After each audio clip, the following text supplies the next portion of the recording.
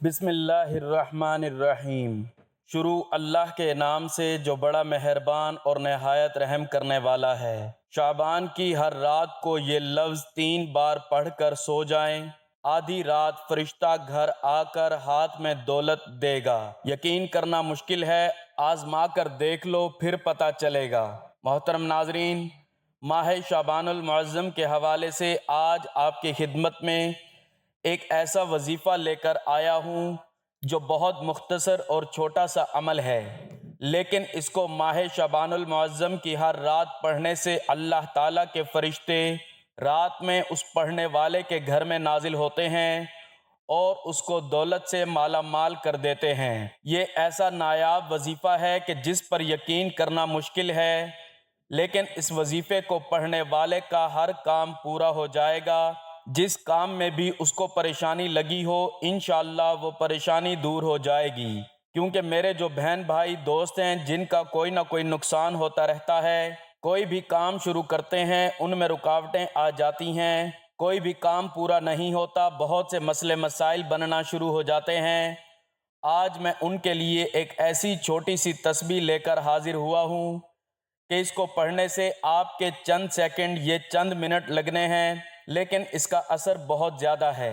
یہ عمل آپ نے اس ماہ مبارک کی رات میں کر کے سو جانا ہے۔ جب آپ صبح اٹھو گے تو دنیا کا جتنا بھی بڑے سے بڑا مسئلہ ہوگا، بڑی سے بڑی مشکل ہوگی، بڑے سے بڑا مقصد ہوگا، انشاءاللہ وہ حل ہو جائے گا۔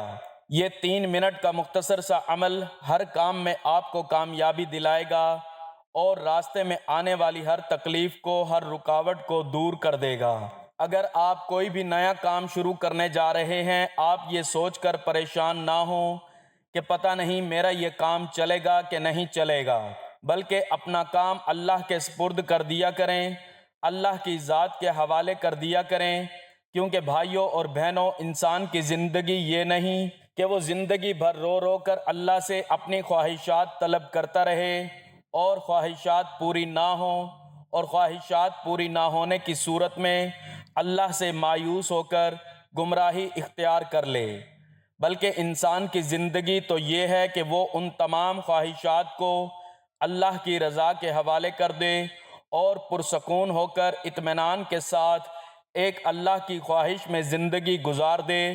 پھر دیکھیں، جب آپ ساری زندگی اللہ کی راہ میں گزارنے کا ارادہ کر لیں گے اور یہ عہد کر لیں گے کہ کچھ بھی ہو جائے میں پریشان نہیں ہوں گا، چاہے جتنی بڑی مشکل آ جائے میں ہمت نہیں ہاروں گا، بلکہ سب کچھ اللہ کی مرضی کے ساتھ ساتھ ہی کروں گا، تو یقین کریں کہ اللہ پاک آپ کی ہر خواہش کو پورا کرتے جائیں گے، ہر حاجت کو پورا کرتے جائیں گے۔ دل سے جو بھی خواہش نکلے گی وہ پوری ہو جائے گی۔ تب انسان کو پتہ چلتا ہے کہ اللہ جب دل میں بیٹھا ہو، اس کا انتظار کر رہا ہو اور وہ اپنی خواہشات کی وجہ سے، اپنی حاجات کی وجہ سے اسے دیکھ نہیں پا رہا تھا، تو آج کا عمل جب لوگوں نے کرنا ہے، یہ تسبیح پڑھنی ہے، تو اللہ کی ذات پر بھروسہ کرتے ہوئے اللہ سے دعا مانگ کر آپ نے پڑھنا ہے۔ یہ تسبیح پڑھنے کے فوراً بعد اللہ سے اپنی کسی بھی حاجت کے لیے دعا مانگیں، اس کے بعد آپ سو جائیں۔ صبح آپ کے ساتھ جو معجزہ ہوگا وہ آپ دیکھ کر خود حیران رہ جائیں گے۔ یہ چھوٹی سی چند منٹ کی تسبیح کیسے آپ کی زندگی کا رخ موڑ دیتی ہے۔ محترم ناظرین، سب سے پہلے تو آپ لوگوں کو ماہ شعبان المعظم کا ایک ایک لمحہ، ایک ایک گھڑی مبارک ہو۔ یہ ایسا خاص مہینہ ہے جس میں بے شمار رحمتیں، برکتیں، عزت، شہرت، دولت، بہاریں انسان کو نصیب ہوتی ہیں۔ وہ خوش نصیب ہوگا جو ماہ شعبان کی رات کو یہ عمل کر لے گا۔ ناظرین، نبی پاک صلی اللہ علیہ وآلہ وسلم کی ذات پر درود پاک کے بے شمار فضائل و برکات ہیں۔ سرکار دو عالم صلی اللہ علیہ وآلہ وسلم کا فرمان ہے، مجھ پر کثرت کے ساتھ درود پاک پڑھو، تمہارا مجھ پر کثرت کے ساتھ درود پاک پڑھنا تمہارے گناہوں کی تلافی ہے۔ تو ہمیں چاہیے کہ ہم چلتے پھرتے، اٹھتے بیٹھتے حضور پاک صلی اللہ علیہ وآلہ وسلم کی ذات پر درود پاک کا ورد کیا کریں اور فیض یاب ہوتے رہا کریں۔ کون نہیں چاہتا کہ ہمارے گناہوں کی مغفرت ہو؟ اس لیے ہمیں چاہیے حضور پاک صلی اللہ علیہ وآلہ وسلم کی ذات پر زیادہ سے زیادہ کثرت سے درود پاک پڑھا کریں۔ ماہ شعبان کا بہت ہی زیادہ برکت والا مہینہ ہے۔ اس بابرکت مہینے میں ہم نے اللہ کا کثرت کے ساتھ ذکر کرنا ہے، اللہ کی زیادہ سے زیادہ عبادت کرنی ہے، نوافل ادا کرنے ہیں، روزے رکھنے ہیں، اللہ پاک سے اپنے گناہوں کی مغفرت طلب کرنی ہے۔ اس بابرکت مہینے کے حوالے سے بہت ہی پیارا، آسان اور مختصر مگر بہت ہی طاقتور وظیفہ آپ کی خدمت میں پیش کر رہا ہوں۔ ہم سے جو بہن بھائی کہتے ہیں کہ ہم پریشان ہیں، کسی بھی طرح کی پریشانی میں مبتلا ہیں، تو یہ آسان سا عمل کریں، یا ان کی کوئی بھی حاجت ہے، جائز حاجت ہونی چاہیے، تو اس آسان سے پیارے سے مختصر عمل کو کریں۔ انشاءاللہ ماہ شعبان المعظم کا یہ بابرکت مہینہ ختم ہونے سے پہلے ان کی ہر طرح کی پریشانی، دکھ تکلیف ختم ہو جائیں گے اور ان کی ہر جائز حاجت بھی پوری ہو جائے گی انشاءاللہ۔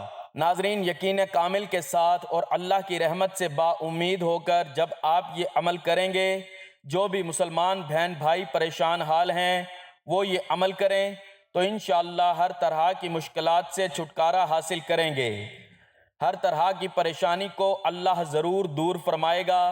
ماہ شعبان المعظم ان 4 مہینوں میں سے ایک ہے جس کو قرآن مجید نے ذکر فرمایا کہ 4 معظموں میں سے ایک معظم ماہ شعبان ہے، اور کتب احادیث میں بھی ماہ شعبان المعظم کی بڑی فضیلت وارد ہے۔ چند احادیث مبارکہ ملاحظہ فرمائیں۔ حضور پاک صلی اللہ علیہ وآلہ وسلم نے فرمایا، رجب اللہ تعالیٰ کا مہینہ ہے، شعبان میرا مہینہ ہے، اور رمضان میری امت کا مہینہ ہے۔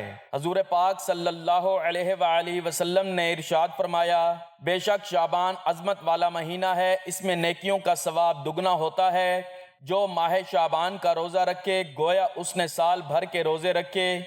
اس ماہ مبارک میں اللہ رب العزت نے حضرت محمد صلی اللہ علیہ وآلہ وسلم کو فرمایا، ماہ شعبان المعظم کی فضیلت باقی مہینوں پر ایسی ہے جیسے حضور پاک صلی اللہ علیہ وآلہ وسلم کی فضیلت باقی انبیاء پر، اور ماہ رمضان المبارک کی فضیلت باقی مہینوں پر ایسی ہے جیسے اللہ کی فضیلت تمام بندوں پر۔ حضرت عیسیٰ علیہ السلام ایک دفعہ ایک پہاڑ کے قریب سے گزرے تو دیکھا کہ پہاڑ سے نور کی شعاعیں نکل رہی ہیں، تو آپ نے اللہ رب العزت کی بارگاہ میں عرض کی، الہی پہاڑ کو اجازت دے کہ وہ میرے ساتھ کلام کرے۔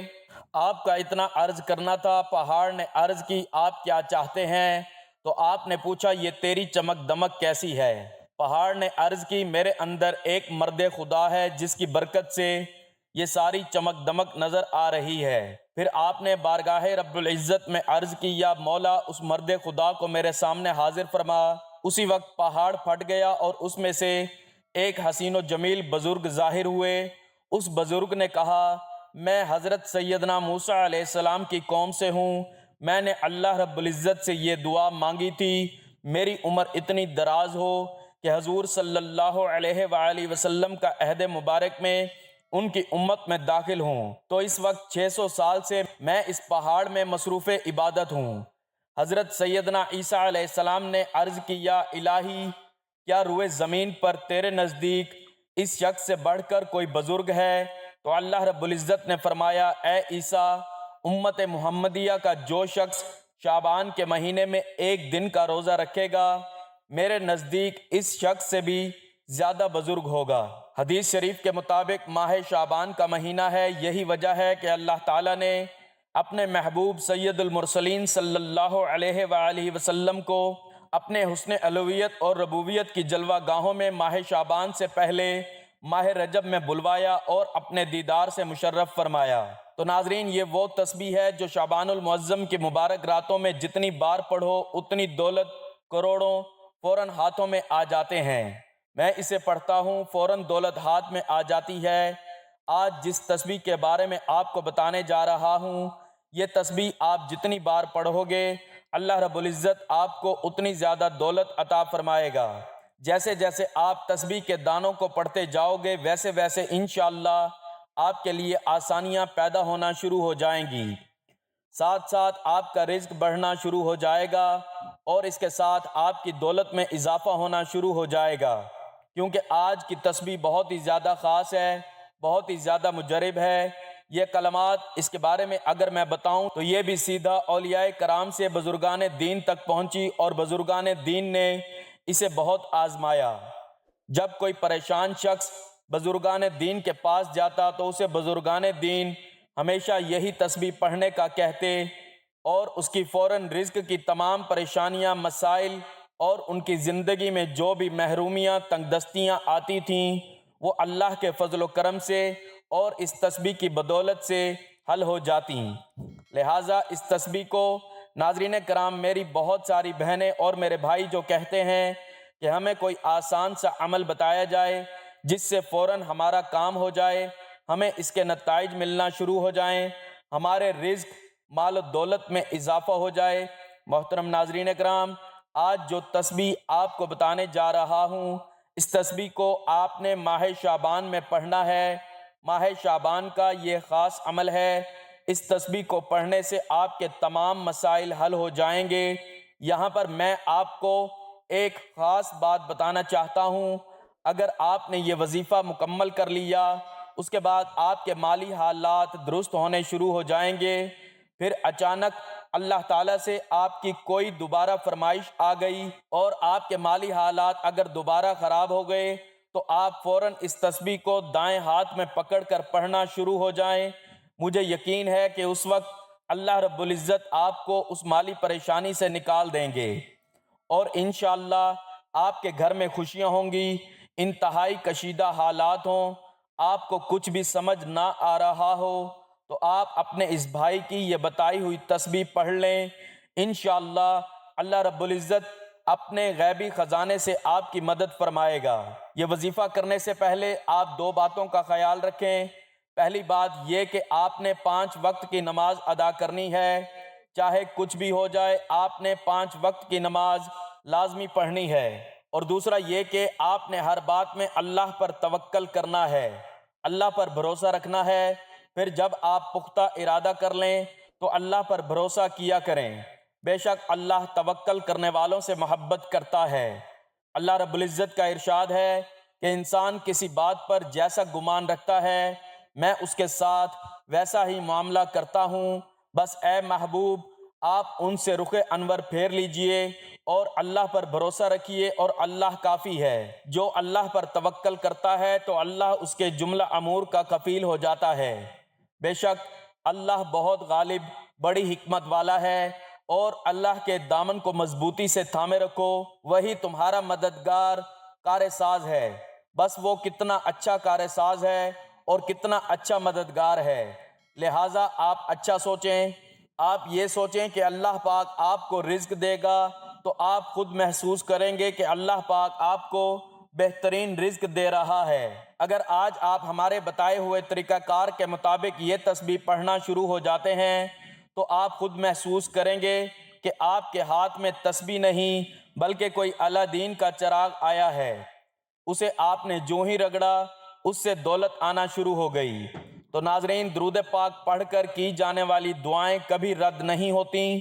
محترم ناظرین، ویسے تو درود پاک پڑھنے کے بہت سارے فائدے ہیں جن کو سارا بتانا بہت مشکل ہے، لیکن ہم چند فائدے آپ کو آج کی ویڈیو میں بتاتے ہیں۔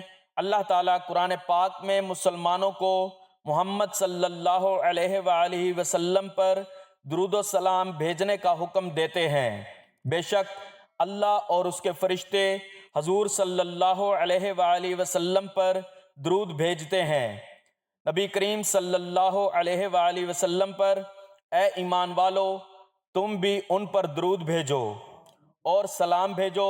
جو محمد صلی اللہ علیہ وآلہ وسلم پر اور ان کی آل پر ایک مرتبہ درود پاک بھیجتا ہے، اللہ اس کے اوپر 10 بار رحمتیں نازل فرماتا ہے، 10 گناہ معاف کر دیتے ہیں اور 10 نیکیاں لکھ دیتے ہیں۔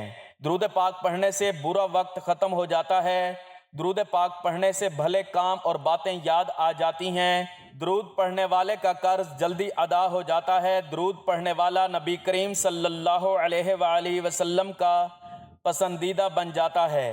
درود پڑھنے والے کا دل رحمت اور روشنی سے بھر جاتا ہے۔ درود پڑھنے والا جہنم کی آگ سے بچ جاتا ہے۔ درود پاک کو لگاتار پڑھنے سے سب کی جائز دعا پوری ہو جاتی ہے۔ درود بھیجنے والے کے دل میں اللہ اور محمد صلی اللہ علیہ وآلہ وسلم کے لیے محبت پیدا ہو جاتی ہے۔ درود شریف گناہوں کا کفارہ ہے۔ درود شریف سے عمل پاک ہوتا ہے۔ درود شریف سے آنکھوں کو نور ملتا ہے۔ درود شریف پڑھنے سے جنت کے درجات بلند ہوتے ہیں۔ یہ عمل بندے کو جنت کے راستے پر ڈال دیتا ہے۔ درود شریف پڑھنے کی وجہ سے بندہ آسمان اور زمین میں قابل تعریف ہو جاتا ہے۔ جو شخص درود شریف کو اپنا وظیفہ بنا لیتا ہے، اللہ پاک اس کی دنیا اور آخرت کے سارے کام اپنے ذمے لے لیتے ہیں۔ محترم ناظرین، ویسے تو درود پاک جتنا پڑھیں اتنا اچھا ہے، لیکن درود شریف پڑھنے کے لیے کچھ خاص وقت بہترین مانے جاتے ہیں، جیسا کہ 5 نمازوں کے بعد، اذان کے بعد، مسجد میں داخل ہوتے وقت اور باہر جاتے وقت، وضو کرتے وقت اور وضو ہونے کے بعد محمد صلی اللہ علیہ وآلہ وسلم کا نام لکھنے اور کہنے پر درود پاک پڑھنا سب سے اچھا مانا جاتا ہے۔ حضرت سیدنا ابو الحسن شاہ رحمت علیہ ایک جنگل میں تھے۔ اچانک ان کے سامنے ایک درندہ آ گیا۔ ان کو اپنی جان کی فکر پڑ گئی۔ بس انہوں نے خوف زدہ ہو کر نبی کریم صلی اللہ علیہ وآلہ وسلم کی ذات اقدس پر درود السلام پڑھنا شروع کر دیا، جس کی برکت سے آپ کو اس درندے سے نجات ملی اور آپ کی جان بچ گئی۔